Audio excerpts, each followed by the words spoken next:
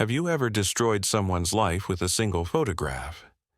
A paparazzi named Danny Marcus did exactly that to Tom Hanks in 2007. But what happened in the next 24 hours would leave him on his knees, literally begging for forgiveness. If you love discovering the untold stories behind Hollywood's greatest legends, please like this video and subscribe to our channel. Hit that notification bell because we uncover the hidden moments that reveal who these celebrities really are. October 3rd, 2007. Los Angeles, California. 11:47 p.m. Danny Marcus had been a paparazzi for 12 years. He was good at his job. No, he was great at it. He had photographed every major celebrity in Hollywood at their worst moments. Drunk starlets stumbling out of clubs, actors screaming at their wives, musicians doing things they shouldn't be doing. Danny didn't care about privacy. Privacy was for people who weren't famous. Celebrities chose this life. They wanted the fame, they got the cameras. That was the deal. His photos had been on the cover of every major tabloid. He made $300,000 a year selling images of people's worst moments. He drove a BMW. He owned a house in the hills. All from pointing a camera at people who didn't want to be photographed.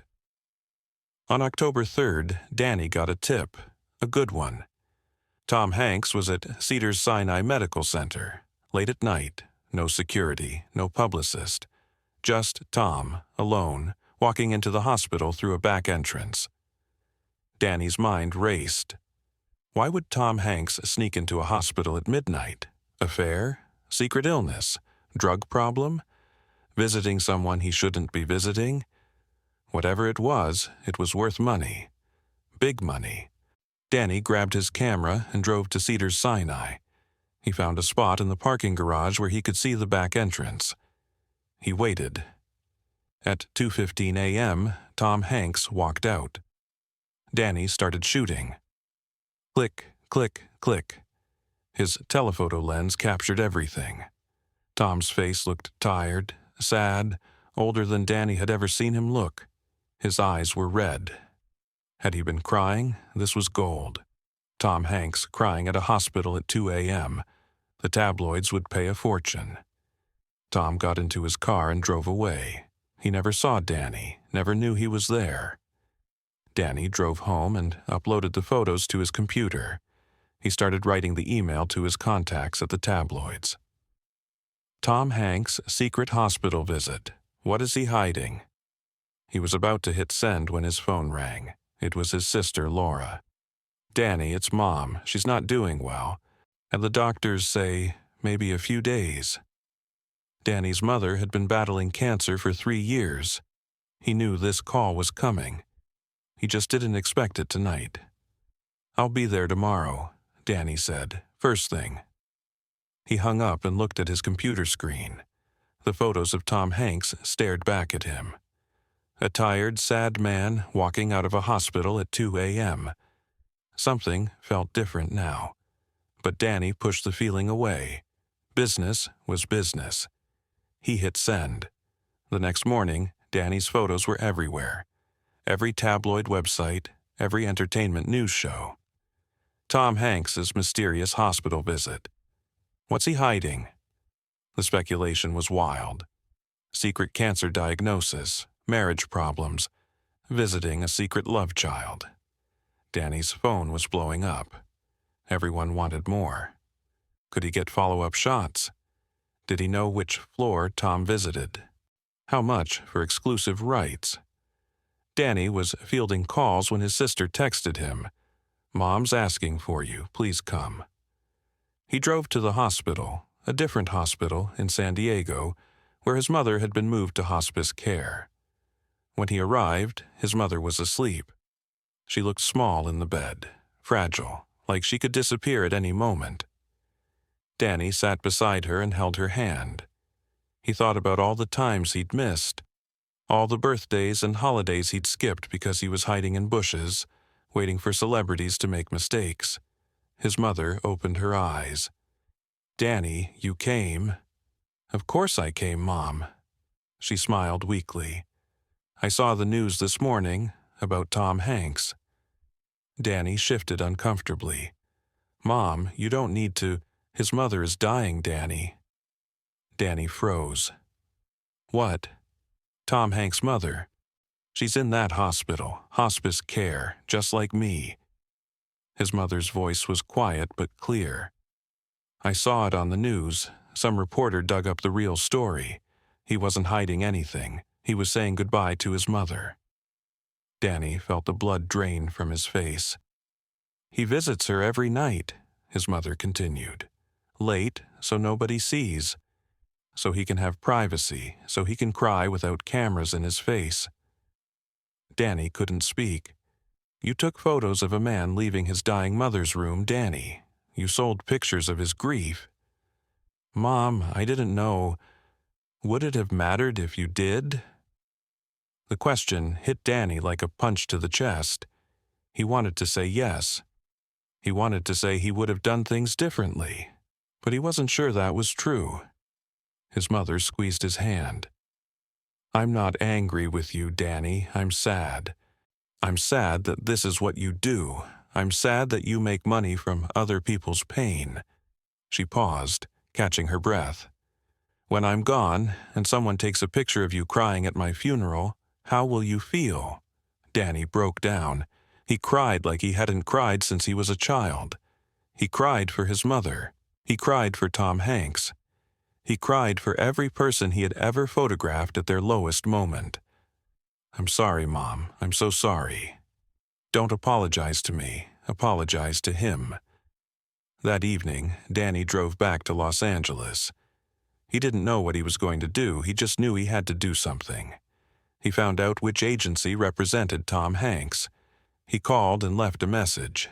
Then he called again and again. He was told, politely but firmly, that Mr. Hanks was not interested in speaking with any paparazzi. Danny understood. Why would Tom Hanks want to talk to the man who exploited his grief? But Danny couldn't let it go. He wrote a letter. A real letter, on paper, by hand. It took him 4 hours to write. He threw away a dozen drafts. In the letter, he explained what happened. He told Tom about his own mother, about sitting beside her bed and realizing what he had done, about the shame he felt looking at those photographs now. He didn't ask for forgiveness. He didn't deserve it. He just wanted Tom to know that he was sorry, that he understood now, that he would never sell another photograph like that again. He mailed the letter to Tom's production company. He didn't expect a response. 3 days later, Danny's phone rang. Unknown number. Is this Danny Marcus? Yes. This is Tom Hanks. Danny almost dropped the phone. I got your letter, Tom said. His voice was calm, not angry. I want to meet with you. Can you come to my office tomorrow? Yes, of course, Mr. Hanks, I'm so sorry. Save it for tomorrow. 2 p.m., I'll text you the address. Danny didn't sleep that night. He kept imagining what Tom would say. Would he yell at him? Threaten to sue? Have him blacklisted from the industry? He deserved all of it. The next day, Danny arrived at Tom's office 15 minutes early. His hands were shaking. He had never been nervous meeting a celebrity before, but this was different. This wasn't a celebrity. This was a man whose private grief Danny had turned into tabloid fodder. Tom's assistant led him into a simple office. Movie posters on the walls. A desk with family photos. Tom was sitting in a chair by the window, looking out at the city. And sit down, Danny. Danny sat. How's your mother? The question surprised Danny. She's not good. Maybe a few more days. Tom nodded slowly. I'm sorry. Losing a mother is hard. It doesn't matter how old you are. It doesn't matter how prepared you think you are. It breaks something inside you. Mr. Hanks, I need to tell you how sorry. Tom held up his hand. I read your letter. You don't need to say it again. He turned to face Danny. "I want to ask you something." "Anything. Why did you become a paparazzi?" Danny wasn't expecting that question. He thought about it for a moment. "Money, I guess. I was a photographer, but I couldn't make a living doing real work. Weddings, portraits, that kind of thing. Then I sold one celebrity photo and made more money in a day than I'd made in a month. So I kept doing it." "Did you ever think about the people in your photos? What they were going through?" "No," Danny admitted. "I told myself they were famous. They signed up for it. They didn't deserve privacy. And now?" Danny looked at the floor.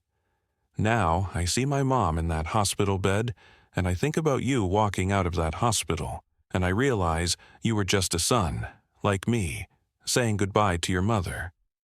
And I turned that into a headline." Tom was quiet for a long moment. "My mother passed away 2 days after you took those photos," Tom said. "I didn't get to grieve privately. Every time I turned on the TV, there were experts speculating about what was wrong with me. Was I sick? Was my marriage falling apart? Meanwhile, I was planning a funeral. I'm so sorry. I know you are, and that's why I wanted to meet you." Tom leaned forward. "I'm not going to sue you, Danny. I'm not going to try to get you blacklisted. But I want you to do something for me. Anything. I want you to remember this feeling, this shame, this guilt, this realization that the people you photograph are human beings with real pain. And I want you to make a choice about what kind of person you want to be." Danny nodded. "I can't tell you to quit your job," Tom continued. "That's your decision. But I want you to think about your mother. When she's gone, what do you want her legacy to be? What do you want yours to be? A man who made money from other people's suffering? Or something else?" Danny left Tom's office that day with a lot to think about. His mother passed away 1 week later. Danny was holding her hand when she went. At her funeral, no photographers showed up. She wasn't famous. Her death wasn't worth money to anyone. But Danny thought about what Tom had said. He thought about all the funerals he had crashed, all the grieving families he had photographed, all the pain he had monetized. He sold his camera equipment a month later, used the money to pay off some of his mother's medical bills. Today, Danny Marcus works as a photography teacher at a community college in San Diego. He makes a fraction of what he used to make. He drives a 10-year-old Honda. He rents an apartment, but he sleeps at night. He keeps one photograph on his desk. Not a celebrity photo. A picture of his mother, smiling in her garden, taken the summer before she got sick. Next to it is a handwritten note. Tom Hanks sent it after Danny's mother passed. It just says, "I'm sorry for your loss. Your mother raised a good man. He just forgot for a while." Tom. Danny has never sold another paparazzi photo. Some things are worth more than money. Tom Hanks taught him that.